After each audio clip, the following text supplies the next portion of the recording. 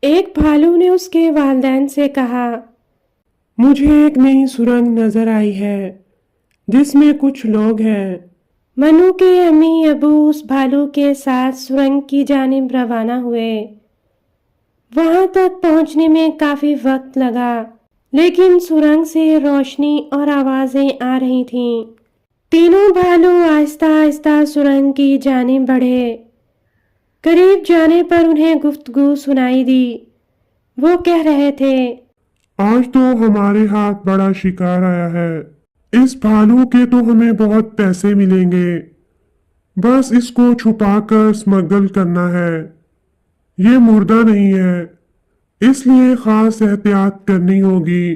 یہ سن کر بھالوؤں نے کہا، ہو نہ ہو، منو انہی کے قبضے میں ہے۔ انہوں نے فوری اندر جا کر ان پر حملہ کر دیا۔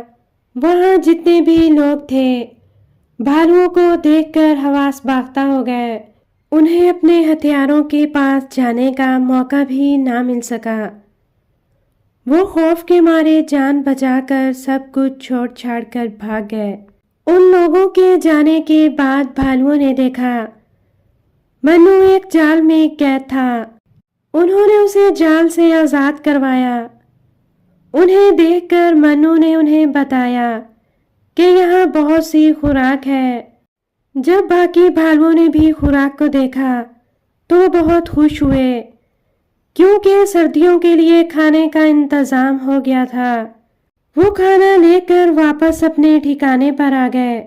اگلے دن جب باقی بھالوؤں کو منو کی واپسی اور کھانے کے ذخیرے کی خبر ہوئی، بھالوؤں کی آبادی میں خوشی کی لہر دوڑ گئی۔